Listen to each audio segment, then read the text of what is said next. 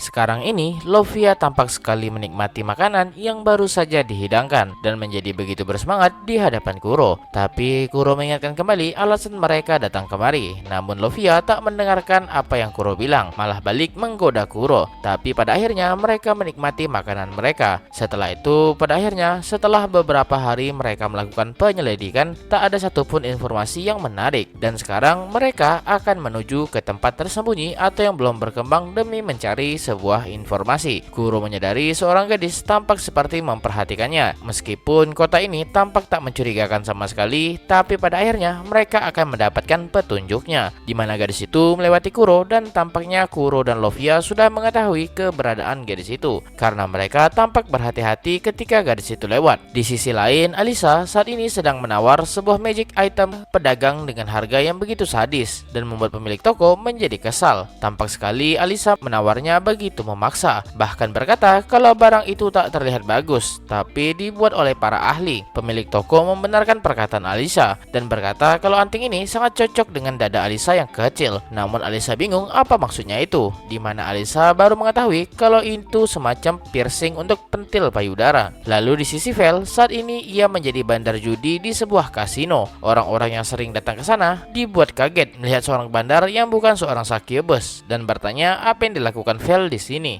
Vel beralasan ia sedang mencari seseorang dan juga membutuhkan uang. Tak hanya Vel saja di sana, tetapi ada juga Yuma yang bermain dan mempertaruhkan semua chipnya. Vel kembali bertanya apakah lawannya berani bertaruh dan mengiyakannya. Tentu Yuma yang menjadi pemenangnya karena permainan ini sudah diatur agar Yuma menjadi pemenangnya. Sedangkan di sisi Lucia saat ini sedang bersama Lavia dan Almaria melakukan perawatan kulit di sebuah spa. Mereka tampak sekali menikmati perawatan yang sedang dilakukan. Para pegawai di sana bertanya apa yang dilakukan mereka kemari, di mana tanpa sadar salah satu di antara mereka bertiga berkata sedang menyelidiki kasus menghilangnya bawahan Viscon yang menghilang. Para pegawai itu dibuat kaget dan langsung memberikan penutup mata dengan alasan untuk melakukan perawatan lanjutan. Tanpa diduga, pegawai di sana adalah bawahan dari Ratu Succubus dan mencoba menangkap mereka bertiga. Dan kembali ke Kuro dan Lovia, di mana Lovia langsung menangkap gadis mencurigakan sebelumnya. Takut gadis itu merencanakan sesuatu ke Kuro dan kembali menggila. Kuro mencoba menenangkan Lovia dan Lovia sama sekali tak mendengarkan Kuro. Kuro pun memanggil Lovia dengan kata One-chan, di mana Lovia langsung mendengarkan Kuro. Ada banyak hal yang ingin mereka tanyakan, tapi ketika mereka berpapasan sebelumnya, gadis itu memberikan secari kertas ke Kuro. Lovia bingung, bukankah gadis itu mencoba mengejar Kuro? Tapi gadis itu berkata bukan itu tujuannya kemari. Tapi tiba-tiba kalung di lehernya mengencang, mencekik gadis itu dan membuatnya begitu kesakitan. Kuro bertanya apa yang terjadi padanya dan mengira pasti karena tindakan Lovia sebelumnya. Gadis itu berkata bukan apa-apa dan hanya merasa lapar saja. Tapi bukan lapar karena makanan, namun butuh sesuatu seperti dorongan seksual dan mencoba menggoda Kuro. Tentu Lovia yang melihatnya menjadi kesal dan mencoba membunuh gadis itu dan langsung menyerang seseorang yang ternyata berada di belakang gadis itu. Lovia menyadari terdapat aura membunuh yang diarahkan ke mereka dan terdapat 20 orang yang sudah mengepung Kuro dan yang lainnya. Kuro berkata karena situasinya masih belum jelas, jadi jangan membunuh mereka semua dan membuat Lovia tampak kecewa berat. Namun Lovia menurutinya dan mencoba melawannya seminimal mungkin. Tapi meskipun begitu, dengan cepat Lovia menebas 4 orang sekaligus dalam satu waktu. Kuro bingung dan bertanya apakah ini semua karena ulah gadis yang mendekati Kuro sebelumnya. Tapi gadis itu berkata ia bukanlah pelakunya. Kuro berkata ke Lovia untuk kabur dari sini sesegera mungkin sembari menggendong gadis kecil Succubus itu. Melihat itu tentu membuat Lovia menjadi begitu murka karena cemburu melihatnya. Semua penyerang itu tak membiarkan mereka kabur begitu saja dan menyerang Kuro yang coba melarikan diri. Kuro mencoba menyerang balik dengan mengeluarkan dinding api berwarna hitam dan ketika dinding itu menghilang, Kuro dan yang lainnya sudah hilang entah kemana. Lovia bertanya mengapa Kuro juga membawa gadis itu bersama mereka. Kuro berkata agar Lovia tak menghubungi siapapun sekarang. Kuro juga mengatakan agar tak memperlakukan secara jahat gadis kecil ini karena ia menggunakan kalung pengikat yang mana dapat membunuh pemakainya jika tak menuruti perintah yang diberikan. Dan gadis ini menderita bukan karena merasa lapar, tapi karena ia melanggar perintah, yaitu memberikan surat kepada Kuro dan mengaktifkan kutukannya. Di dalam surat itu meminta mereka untuk menyelamatkan gadis kecil ini. Dan saat ini di hutan pinggiran negara Succubus, gadis itu menghisap jari jemari Kuro dengan begitu mesumnya. Itu karena gadis itu sedang menghisap darah dari Kuro. Karena itu dapat membuat gadis itu menjadi lebih tenang. Tentu Lovia yang melihat itu merasa tak senang dibuatnya. Gadis itu memperkenalkan dirinya bernama Hui dan akan menceritakan sesuatu, tapi tampaknya Hui masih belum pulih karena kutukan sebelumnya. Kuro berkata untuk perlahan saja dan bertanya bagaimana situasi negara ini sekarang.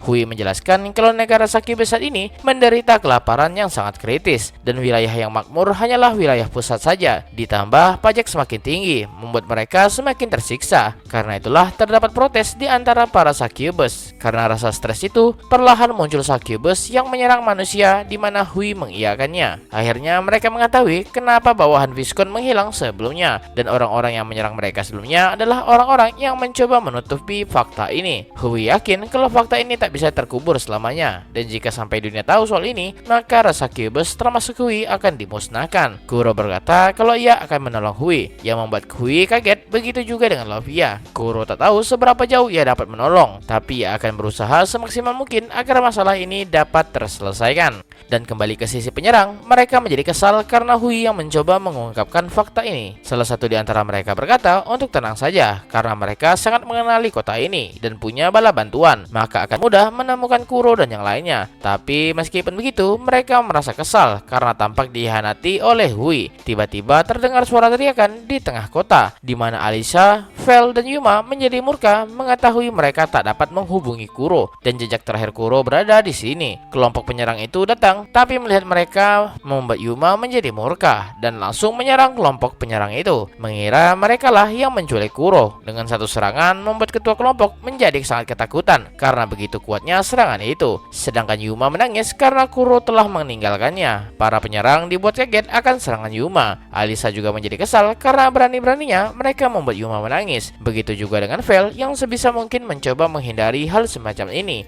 Tapi karena tak ada pilihan lain, ia memutuskan untuk berperang dan memusnahkan ras Succubus, berbanding terbalik dengan Kuro yang mencoba menyelamatkan ras Succubus. Vel di sana mencoba menenangkan Yuma yang menangis karena kehilangan Kuro, sedangkan Alisa menggila dan membunuh semua orang yang ada di sana. Ekspresi mereka begitu dingin meskipun orang-orang di hadapan mereka terbakar dan kesakitan. Alisa menjadi bangga karena tongkat sihir yang ia gunakan merupakan buatan Kuro, di mana ia bisa menggunakan sihir api dan penyembuh di saat yang bersamaan. Karena itulah orang-orang yang terbakar tak akan mati. Ketua penyerang itu sangat putus asa sehingga memintanya untuk dibunuh saja. Vel bertanya mengapa ia harus membunuhnya, apalagi mengingat tak ada informasi soal Kuro. Ketua penyerang itu bersikeras ia tak tahu keberadaan Kuro. Tapi di sisi lain, Vel dan yang lainnya tak bisa menghubungi Kuro dan jejak terakhirnya berada di sini dan mengancam apakah mereka mencoba membohongi Vel dan yang lainnya. Alisa berkata kalau itu tak ada gunanya bertanya kepada mereka karena semua orang mengatakan hal yang sama. Yuma menjadi senang, itu artinya Kuro masih baik-baik saja. Vel pun mengerti dan bertanya masalah yang lain, yaitu tentang keberadaan menghilangnya bawahan Viscon di tempat ini. Wajah ketua itu menjadi panik dan bingung, tapi Vel langsung menangkapnya dan berusaha mematahkan tangannya. Mereka sadar ketua penyerang itu pasti tahu sesuatu soal masalah ini. Ketua penyerang itu berkata ia tak akan mengatakan apapun soal itu. Bagi Vel itu bukanlah masalah yang besar, karena ia bisa mengetahui kebohongan atau tidak dari detak jantung dan semacamnya. Vel meminta Alisa untuk mengatakan semua yang telah mereka temukan, di mana mereka sudah menemukan beberapa tempat yang mencurigakan dan mencoba menyebut beberapa tempat itu. Dan ketika Alisa menyebut fasilitas bawah tanah, ketua penyerang itu menjadi tegang dan Vel menyadarinya.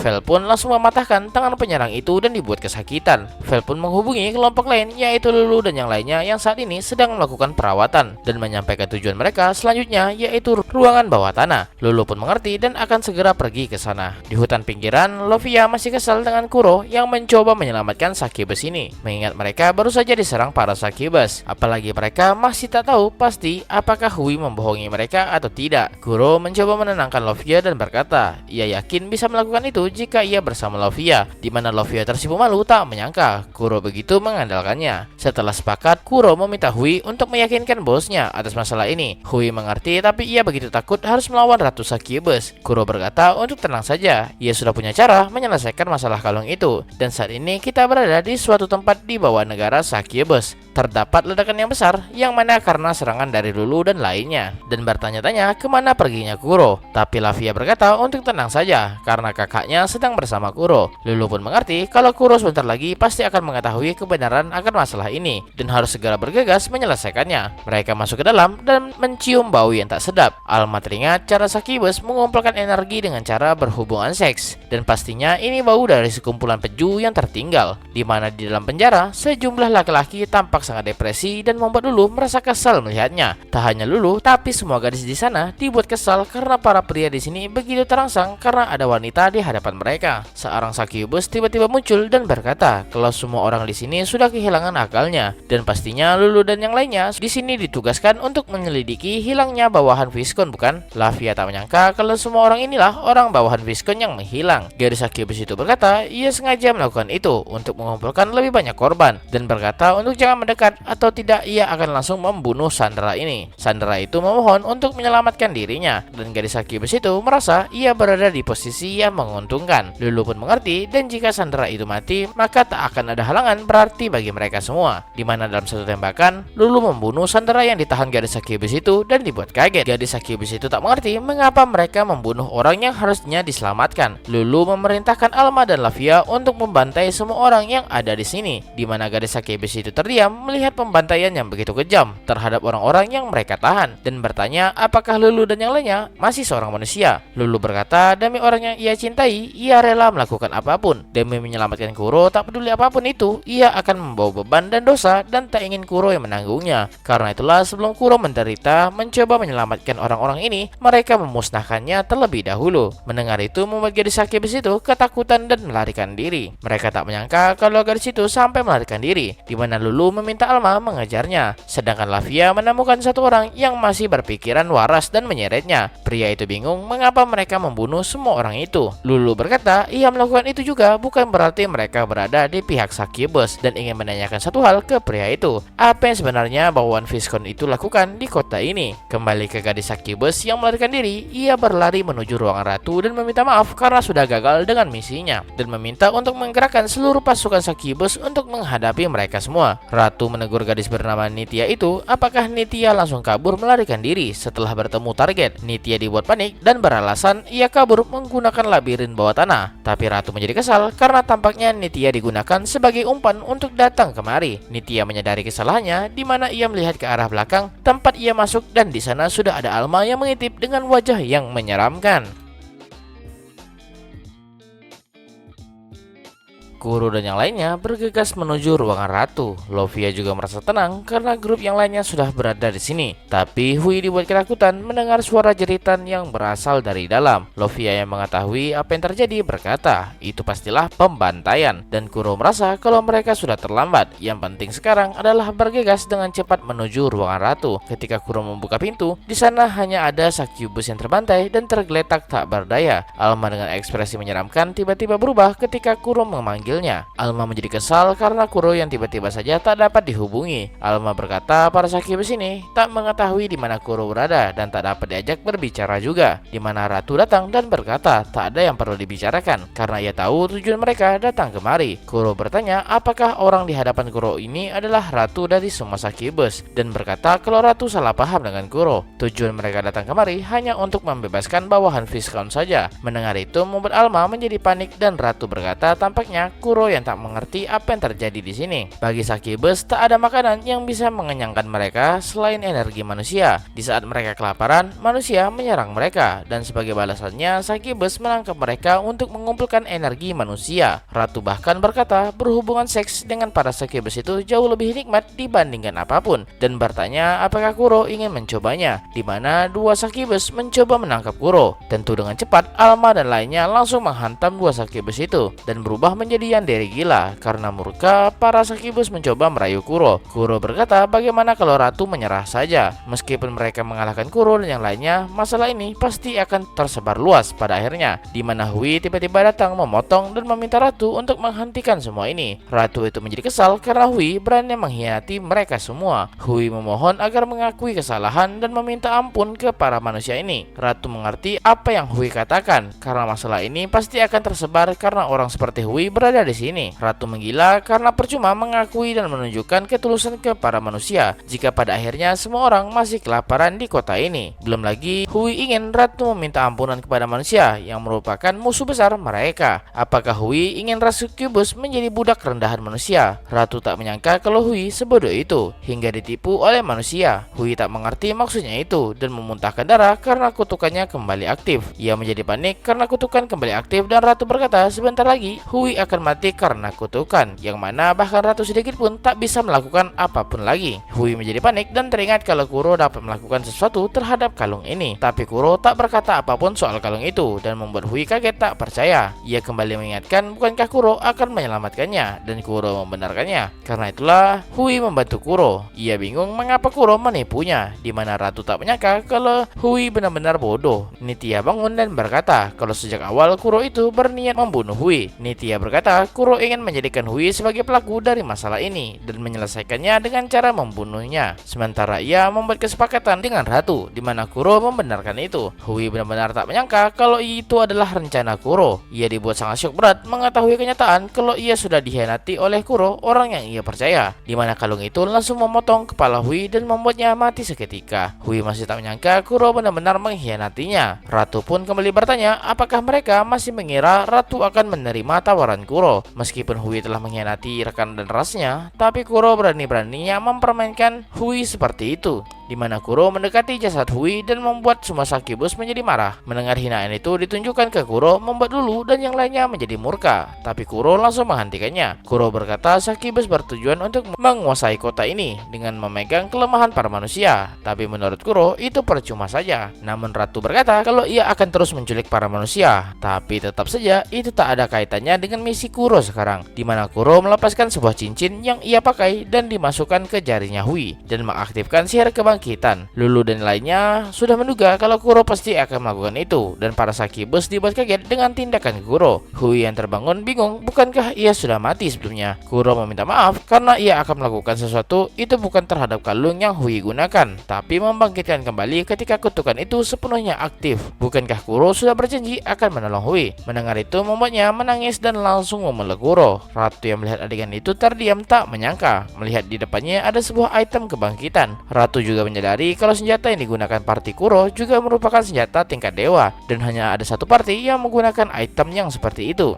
Lulu memperkenalkan partinya yang disebut Nightmare, dan Kuro adalah orang terkuat di antara mereka semua. Kuro lanjut berkata karena tampak ada kesalahpahaman di antara mereka, ia datang kemari bukan untuk membunuh atau menguasai para Succubus, dan berjanji akan menyelamatkan kota ini, dan bertanya apakah Ratu ingin meminjamkan kekuatannya ke Kuro. Ratu terdiam dan berkata itu mustahil dilakukan. Kelaparan masih terus berlanjut. Tapi Lulu datang dan berkata bagaimana kalau masalah sebenarnya berada di tempat lain, di mana Lulu mendapatkan panggilan dari Horus dari ibu kota dan meminta Horus menyampaikan apa yang sudah ia temukan di sana. Horus menjelaskan setelah melakukan penyelidikan terhadap Devon Company, yaitu bawahannya Viscount, ia menyadari adanya penipuan dan pemerasan terhadap negara Succubus, dan saat ini sedang melakukan penyelidikan lebih dalam secara langsung ke Viscount itu sendiri, di mana Garga tampak mengancam Viscount untuk mengakui kejahatannya. Viscount kesal karena party Nightmare tampak mengabaikan quest yang diberikannya, tapi Garga yang naik pitam langsung menghajar dan seketika Viscount mengakui kejahatannya. Horus juga menemukan bukti yang kuat terhadap masalah ini, sedangkan Lulu menemukan saksi yang dapat menyelesaikan kasus ini, di mana menurut saksi Viscount menggunakan otoritasnya untuk memeras para Succubus. Succubus yang tak dapat membayar pajak diarahkan untuk meminjam uang di pasar gelap, dan tentu itu juga dikendalikan oleh Viscount. Jika orang-orang tak dapat melunasi hutang dari pasar gelap, maka akan dijadikan budak. Bisa dikatakan Devon Company adalah kelompok scam buatan Viscount Rai. Dan cerita pun akan kita lanjut lagi.